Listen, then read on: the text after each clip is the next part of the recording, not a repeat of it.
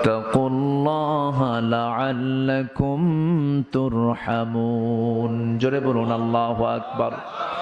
আল্লাহ রাব্বুল আলামিন বলেন, মুমিনরা হলো পরস্পরের ভাই ভাই। ফাসলিহু বাইনা আখাওয়াইকুম, ভাইদের মাঝে যত জটিলতা আছে, যত সমস্যা আছে, সব সংকট নিরসন করে নাও। ভাই ভাই হয়ে যাও, বুকে বুক মিলিয়ে নাও, ভ্রাতৃত্বের বন্ধন আবদ্ধ হয়ে যাও। এবং আল্লাহর একটা হুকুমে আয়াতের মধ্যে করছেন ওয়াত্তাকুল্লাহ, জীবনের সকল জায়গায় একমাত্র ভয় করবে কার? আরো জোরে বলেন কার? আল্লাহর ভয় আমরা করব। আল্লাহর ভয় একমাত্র জান্নাতে যাওয়ার একমাত্র কারণ। আল্লাহর ভয় যার মধ্যে থাকবে সেই বান্দা কোনো হারাম কাজ করতে পারবে না। আল্লাহর ভয় যার মধ্যে থাকবে সেই বান্দা কখনো দুর্নীতি করতে পারবে না। আজকে যদি 16 বছর খোদাভীরু শাসক যদি দেশে থাকতো, আজকে দেশের চিত্র এমনটা হতো না। দেশ স্বাধীন হয়েছে 71, আজকে 2025 সাল। দেশের 54 বছর দেশের স্বাধীনতার বয়স চলছে।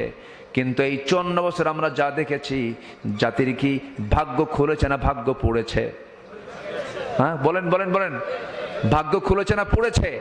পড়েছে। কিছুই তো পাইলাম না। সব টাকা দেশ থেকে পাচার হয়ে গেছে, নাই দেশে কিছু।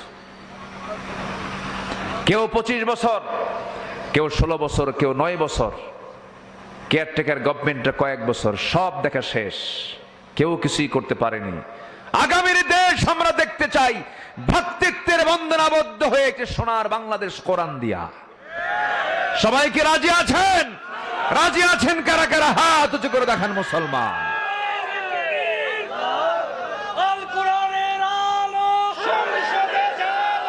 কোরআন হাদিস ছাড়া অন্য কিছু মানি না।